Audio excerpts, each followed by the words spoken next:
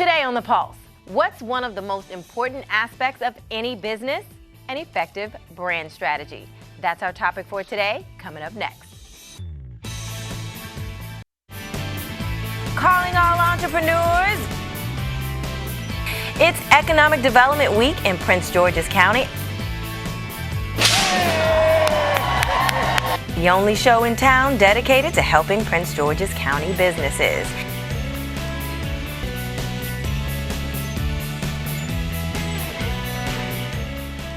Hello, I'm Denise Roberts, and welcome to The Pulse, the show dedicated to helping Prince George's County businesses. Are you the innovative maverick in your industry or the experienced, reliable one? Is your product the high-cost, high-quality option or the low-cost, high-value option? You can't be both, and you can't be all things to all people. Who you are should be based to some extent on who your target customers want and need you to be. Joining me today to talk about branding is Tara Gates Anderson, media and brand expert with TGA Unified. Welcome to the show. Thank you for having me. I'm excited to be here. Oh, good. So you're the branding expert. Yes, ma'am. What is branding? What is branding? And I'm going to go here first, okay? Because when people always say they mix branding and marketing, right? So to keep it simple for everybody, you know, your brand is your position within your target market, right? And marketing is how you promote that position. Okay. So, okay, that's clean and clear, right? Yes. So when you think about it, you know, branding is the added value that you bring. What is it you do well? What is that one thing that, you deliver in such a way that people can't live without it? So it's that added value you bring. But what sets you apart is your reputation and visibility within your desired target market. Which is a part of your brand. Yeah. Oh, absolutely. Your brand enables your reputation to be built. So whatever your added value is, what you do well, what you give to people, products, services, or whatever it is that you deliver to people, when you deliver that in such a way that you create an experience for them, it builds your reputation. Okay. So as your reputation grows, be it word of mouth, referrals, or whatever that is, what people are saying about you is all positive, and people are getting something from you through the experience they have with you. That reputation then allows you to have increased visibility. So is branding for the Targets and the Verizons of the world, or are individuals now branding themselves? Everybody is branding themselves. You know, just with social media, period. You're a brand. CEOs of corporations have a brand. Employees have a brand. You have a brand. You know, I have a brand. Yes, it's for individuals. And what you want to think about, and you know, I bought notes. I love steps. I love giving people things to follow. So I got to get my glasses on and dig deep into this, because you want to remember that a personal brand is all about what expertise you have to offer and, you know, what you bring well, but also how you represent yourself. You know, what is it people remember about you through their experience with you is what's going to create your brand. Because with the age of the internet, nothing is ever lost. Okay. Right. So you want people. And everything's true on the internet. Yeah. Oh, absolutely. And if people are Googling you or whatever, that's an indication of who you are. Okay. You know? Why is branding so important? Branding is important, especially for small businesses, because it enables your target market to connect with you, right? It enables them to have this relationship with you, this attraction to you, and understand who you are.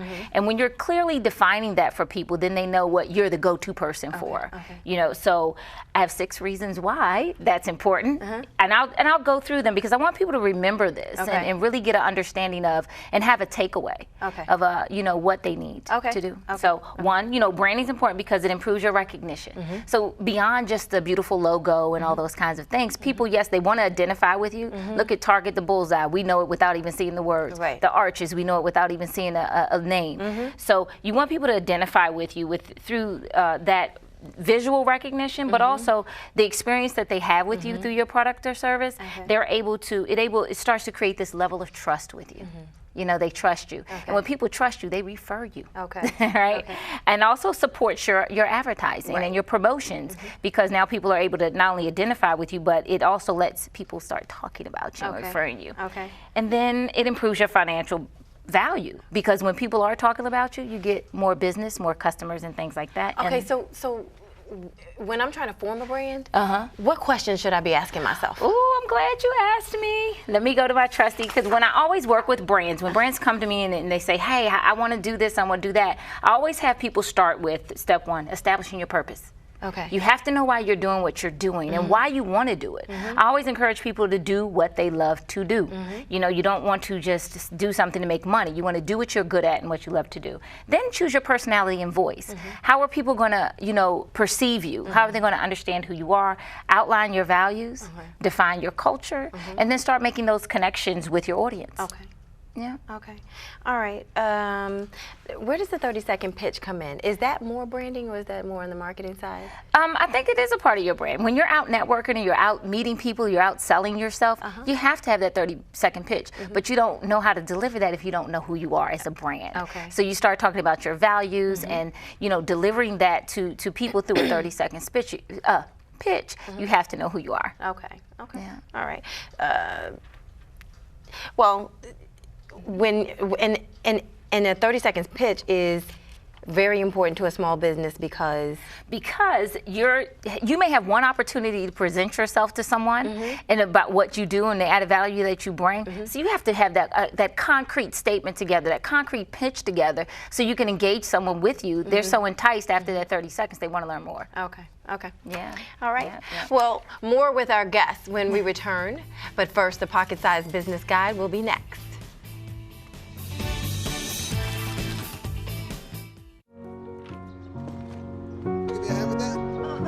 We'd do anything for kids. Thanks for helping us. Yet 1 in 5 children in the U.S. struggle with hunger. Help end childhood hunger near you. Learn how at feedingamerica.org.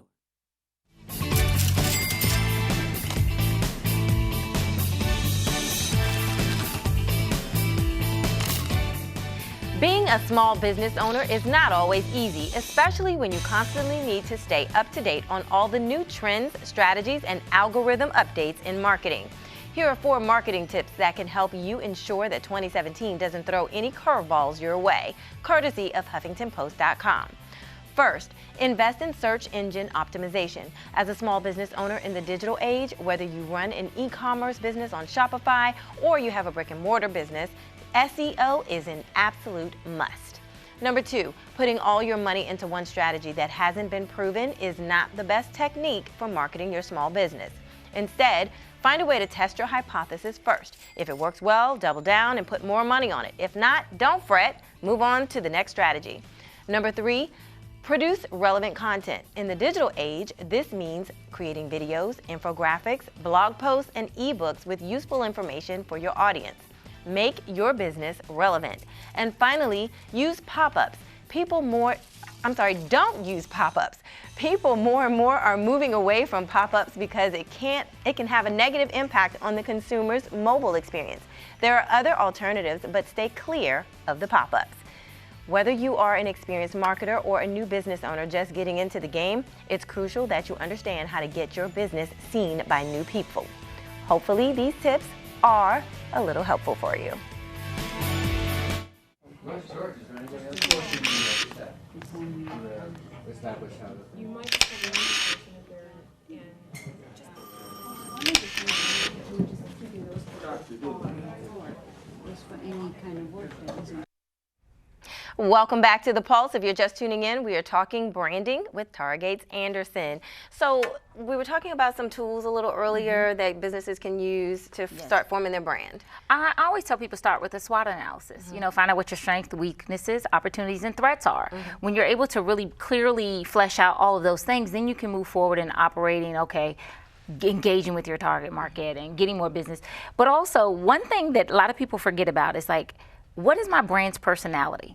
So going through the brand personality framework with a lot of people I work with really enlightens them on, oh wow, I didn't know that, I was a sincere brand, a competent brand, a sophisticated brand. So it's levels to that. So when they get hold of that personality, then they're able to move into that. And then they do, I encourage them to do audience segmentation. You want to really, really understand the demographics of your company, how they interact with companies that they're, your target market rather, and then how they interact with the companies that they engage with. Okay. So those 3 things. Okay. So, when it comes to forming your brand, how do you get it right? And how do you know you're getting it right? I don't think there's one answer, because brands, they seek to evolve constantly. When you have well-defined goals and you reach those goals, you have that feeling of, oh, I did it, right? Okay. But after you've accomplished those goals, you want to take it to the next level, so you set new goals. Okay. So you get it right, I feel like, when you accomplish the goals that you set out to, you know, be it a certain amount of revenue by a certain time period or a certain number of customers, those kinds of things. So if you have those goals, then you have something to work towards, to know that you're doing things the right way. And if people are talking about you, is your reputation increased, and it is a good one, going back to what we talked about earlier, and how visible are you? Okay. And then, for the right reasons. Okay. Okay, and then what are some mistakes that can be avoided? You know, not setting up your business, just to talk, you know, the practical things, not setting up your business the right way, you know, not being official, so to speak. Okay. But also, I find a lot of times operating in fear and disbelief that you can really accomplish what you set out to do also holds a lot of people back. Okay. When you are, so you've created a brand, how can you expand it? When is it time to expand? And how are you able to connect? Can you connect with stronger brands and partner with them to expand your brand? Oh, absolutely. You know, I always encourage people to, once you've reached your goals, right, and what's the next thing you want to do?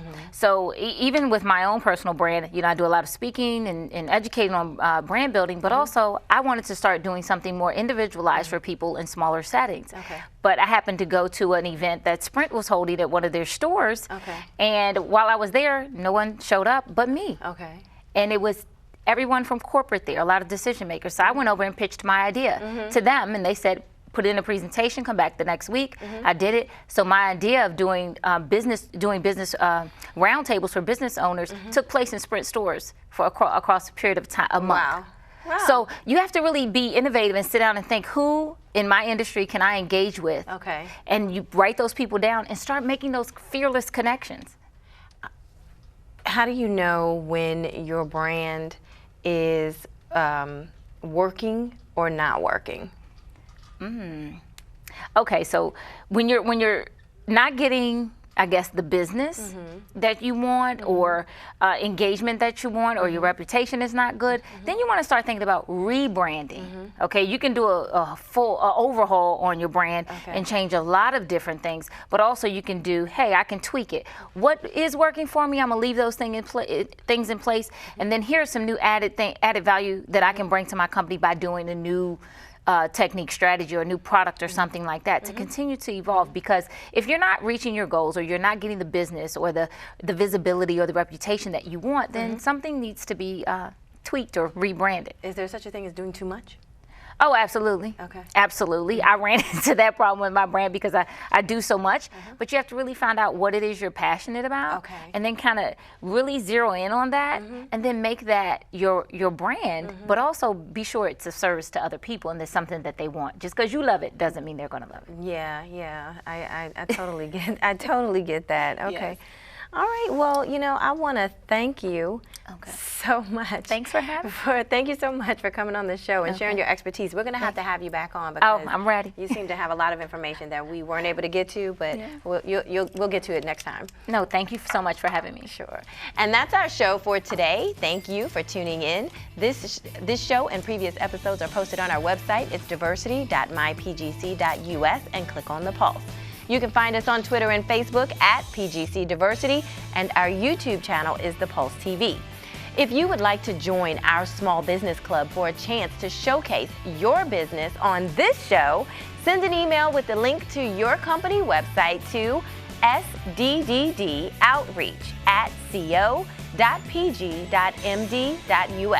I'm Denise Roberts, and remember, in Prince George's County, your success is our success.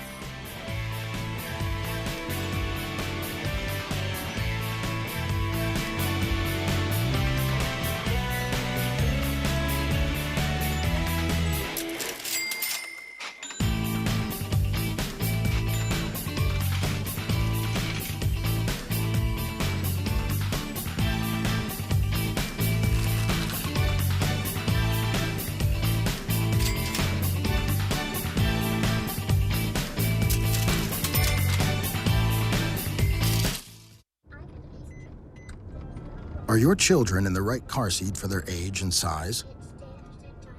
Is the seat supposed to be forward-facing or rear-facing? Did they move to a booster seat too soon? It may be too late to check when you're on the road. Fortunately, you're on the couch.